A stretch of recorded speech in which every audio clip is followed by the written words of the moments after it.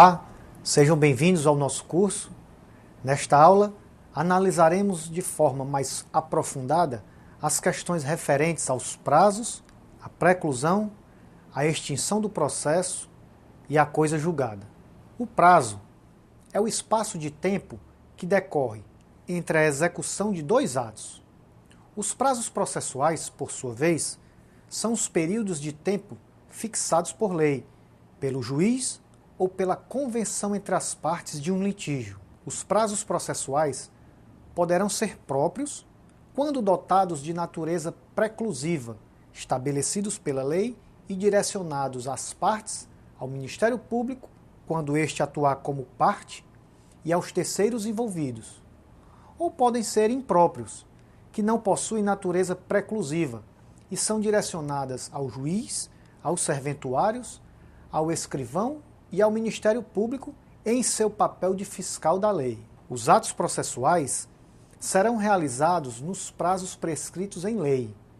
Quando a lei for omissa, o juiz determinará os prazos em consideração à complexidade do ato. Inexistindo preceito legal ou prazo determinado pelo juiz, será de 5 dias o prazo para a prática de ato processual a cargo da parte. Salvo disposição em contrário, os prazos serão contados, excluindo o dia do começo e incluindo o dia do vencimento.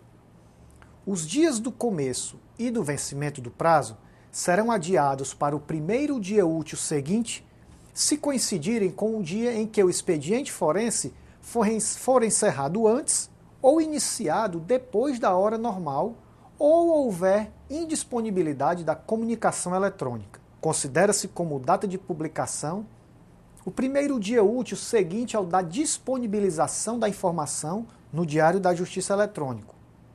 A contagem do prazo terá início no primeiro dia útil que se seguir ao da publicação. A suspensão de prazo ocorrerá quando houver uma paralisação e o processo voltará a correr do ponto onde foi interrompido. Já na interrupção de prazo, o prazo voltará a ser contado do início, integralmente. Passaremos agora a analisar a preclusão. A preclusão se refere à perda de uma faculdade. No âmbito do processo civil, esta perda se dá pelo seu não exercício na ordem legal, ou por se haver efetuado atividade incompatível com tal exercício, ou ainda por já ter sido ela validamente exercitada. A preclusão pode, assim, ser conceituada como a perda de um direito pelo seu não exercício em determinado prazo. Decorrido o prazo, extingue-se o direito de praticar ou de emendar o ato processual, independentemente de declaração judicial, ficando assegurado, porém, a parte provar que não o realizou por justa causa. A preclusão funciona como garantia de estabilidade processual.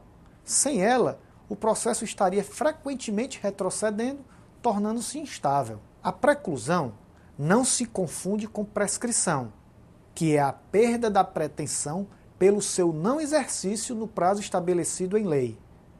Também não se confunde com a perempção, que decorre da inércia do autor e que se concretiza na perda do direito de ação, em virtude do sucessivo abandono da mesma causa pelo mesmo autor por 3 vezes consecutivas.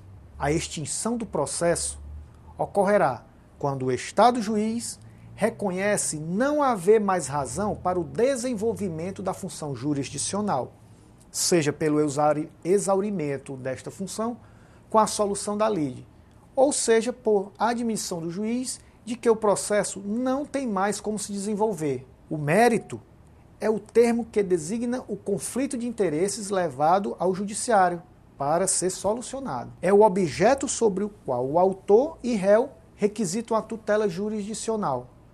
É a pretensão apresentada em juízo.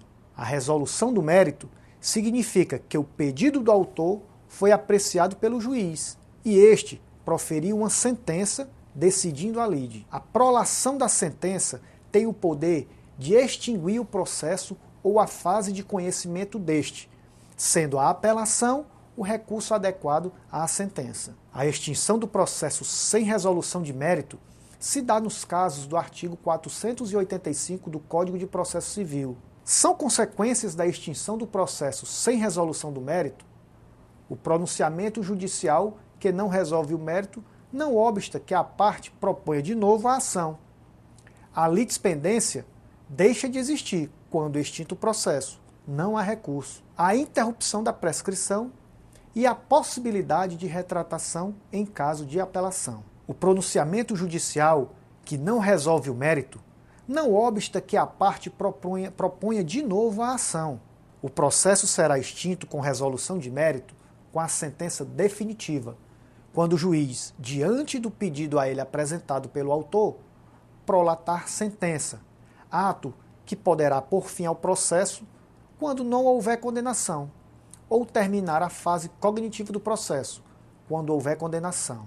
São as situações apresentadas pelo artigo 487 do Código de Processo Civil, entre as quais se apresenta a hipótese de o juiz decidir, de ofício ou a requerimento, sobre a ocorrência de prescrição ou decadência. A sentença é o pronunciamento por meio do qual o juiz, sem resolução de mérito ou com resolução de mérito, põe fim à fase cognitiva do procedimento comum, bem como extingue a execução. As maiores características da sentença são a sua aptidão de pôr fim ou ao processo ou à fase de conhecimento, e o seu conteúdo, que deve relacionar-se às determinações dos artigos 485 e 487 do Código de Processo Civil.